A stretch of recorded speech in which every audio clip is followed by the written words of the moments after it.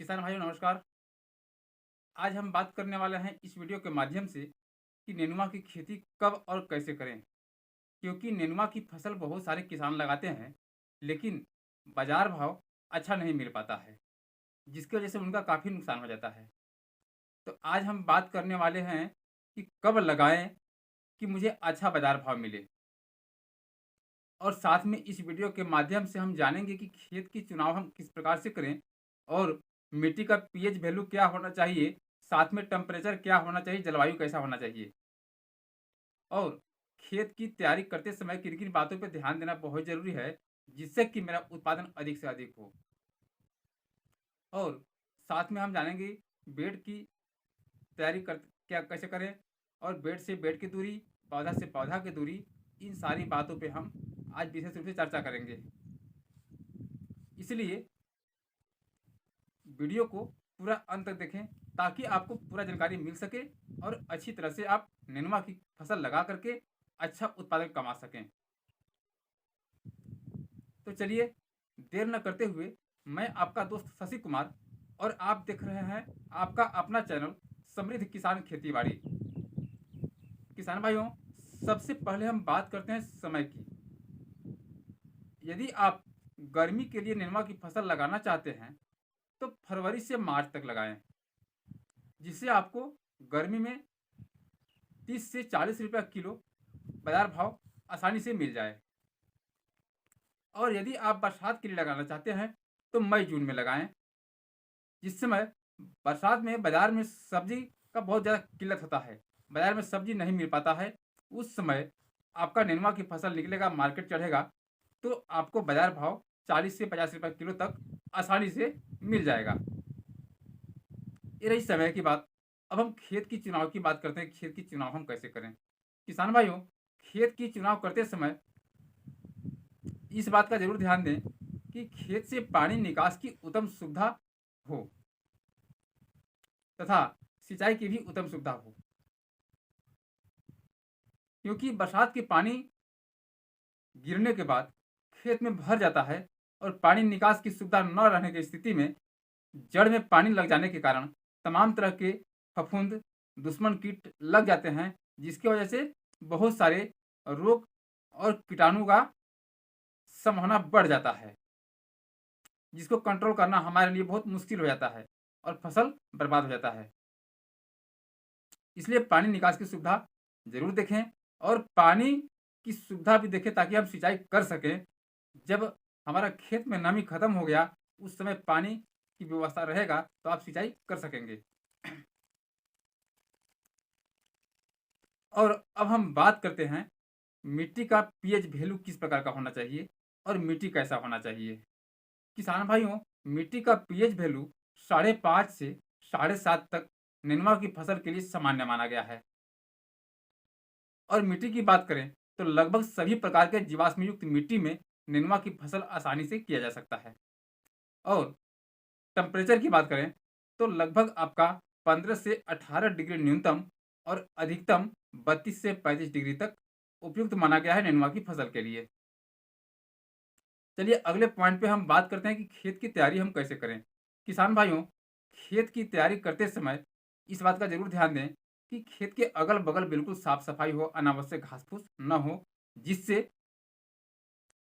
अन्य प्रकार के दुश्मन कीट उत्पन्न न हो। जैसे नेनुआ की फसल में जो कीट पतंग लगते हैं, सफ़ेद मक्खी, लाल मक्खी, फ्रूट बोरर, तमाम तरह के जो कीट पतंग लगते हैं, तो उससे अगर घास फूस नहीं रहेगा तो इसका प्रभाव कम दिखेगा। तो चलिए खेत की तैयारी करते समय उसमें बेसल डोज क्या क्या डालना है और कैसे तैयारी करना है।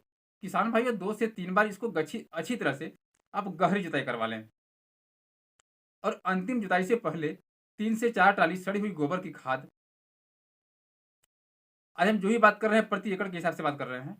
3 से 4 टाली सड़ी हुई गोबर की खाद, डीएपी 50 kg और potash 35 kg, single super phosphate 100 kg, तीनों को खेत में अच्छी तरह से छिड़काव कर लें और अंतिम जुताई करवा करके पट्टा चला लें, मिट्टी को समतल कर लें, भुरभुरी बना लें। अब आती है बात बेड तैयारी की। किसान भाइयों, आप बेड बनाते समय बेड की दूरी आप 5 फीट रखें, जिसमें बेड की चौड़ाई 2 फीट रखें और ऊंचाई 8 से 10 इंच। अब आपका बेड बन करके तैयार है। अब बीज लगाने के लिए आप जब भी बीज लगाएं तो हाइब्रिड बीज लगाएं, जिससे आपको अच्छा उत्पादन मिल सके। तो हाइब्रिड बीज के लिए इससे पहले वीडियो हमने बना चुका है, लिंक पर जा करके आप उस वीडियो को देख सकते हैं, समझ सकते हैं कि कौन सा बीज लगाना है। हाइब्रिड का जो टब वैरायटी है वो अगले वीडियो में हमने बता चुका हूँ।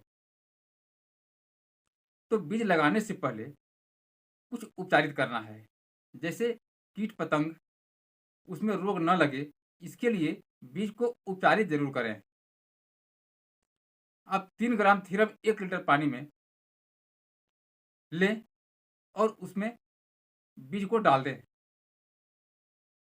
10 से 20 मिनट उसमें डाल दें, डालने के बाद निकाल लें। यदि आप बरसात के लिए कर रहे हैं तो, और ठंड के लिए जब करना है तो लगभग 12 से 24 घंटा तक बीज को पानी में डाल दें। डालने के बाद निकाल करके बाहर किसी सूती कपड़े में उसको बांध लें और बांधने के बाद गोबर में उसको 3 से 4 दिन के लिए गाड़ दें।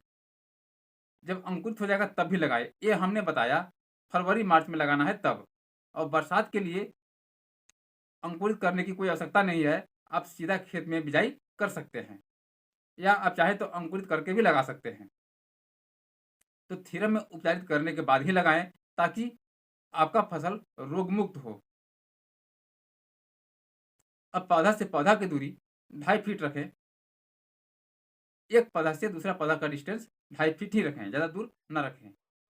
और इसमें आप मचान विधि की व्यवस्था जरूर बनाएं। जब बरसात के लिए कर रहे हैं, अधिक उत्पादन लेना चाहते हैं, तो मचान विधि की व्यवस्था जरूर बनाएं। मचान विधि के लिए आपको क्या क्या सामग्री चाहिए? बांस चाहिए, तार और रस्सी। इन 3 चीज़ों की सहायता से शानदार मचान बनाएं। और मचान पर धीरे धीरे जैसे जैसे आपका पौधा बढ़ता जाए, आप चढ़ाते जाएं, ताकि आपका खेत नीचे से बिल्कुल साफ सुथरा हो। उसमें तोड़ते समय कोई तरह का सांप बिछ का डर न रहे, कोई कीट आपको काट न ले, इससे सुरक्षित रहेंगे आप जब मचान विधि रहेगा तब।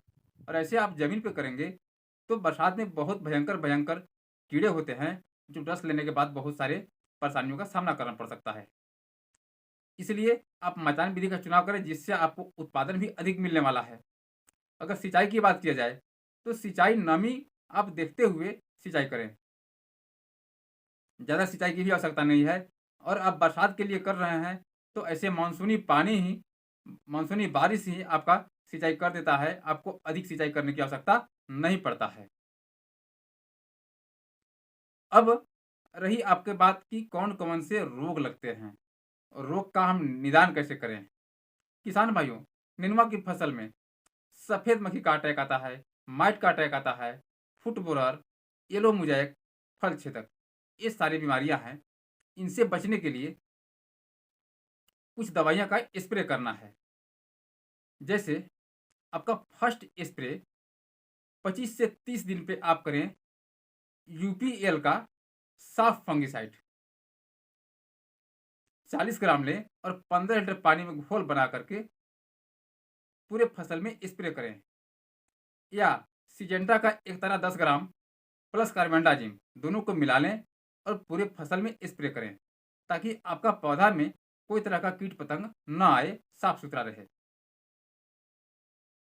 दूसरा स्प्रे 50 से 55 दिन पे करें। दूसरा स्प्रे 50 से 55 दिन पे करें, जिसमें आप lancer gold 40 gram plus growth promoter 25 ग्राम दोनों को मिला लें और 15 लीटर पानी में घोल बनाकर पूरे फसल में स्प्रे करें। तीसरा स्प्रे जो करना है 75 से 80 दिन पर बायो का R330 बायो का R303 30 ml प्लस वायर का कन्फिडोर 10 ml दोनों को मिला करके 15 लीटर पानी में घोल बनाकर पूरे फसल में स्प्रे करें, ताकि आपका पौधा स्वस्थ रहे। अगला स्प्रे 100 से 125 दिन पे जो करना है, ताकि आपका पौधा लास्ट स्टेज में भी बिल्कुल स्वस्थ रहे। तो उसमें टाटा का ताकत फंगिसाइड 40 ग्राम और सोलोमन 12 ml 15 लीटर पानी में घोल बनाकर स्प्रे करें। इस प्रकार से आप दवा का शेड्यूल चलाते रहेंगे तो आपकी फसल में किसी प्रकार का कीट पतंग का अटैक नहीं दिखेगा और पौधा आपको लास्ट लास्ट तक शानदार फल देता रहेगा। 40 से 45 दिन पर आपका फर्स्ट फ्लाई शुरू होता है और इसका फसल चक्र की बात किया जाए तो 120 से 130 दिन 40 दिन तक नेनुआ का जीवन चक्र होता है। तो आप पूरे जीवन चक्र में आप उत्पादन लेने के लिए दवा का शेड्यूल जरूर बनाए रखें ताकि आप अच्छा उत्पादन ले सकें। और यदि बात की जाए कि प्रति एकड़ उत्पादन हम कितना ले सकेंगे नेनुआ की फसल से, तो प्रति एकड़ उत्पादन आप लगभग 150 से 180 क्विंटल तक प्रति एकड़ के हिसाब से आप उत्पादन ले सकेंगे। किसान भाइयों, ये रहा है आपका नेनुआ की फसल की ए टू जेड जानकारी, यानी कि बुवाई से लेकर के कीट प्रबंधन तक। वीडियो यदि अच्छा लगा तो वीडियो को लाइक, सब्सक्राइब तथा दोस्तों को शेयर अवश्य करें। धन्यवाद। जय जवान जय किसान।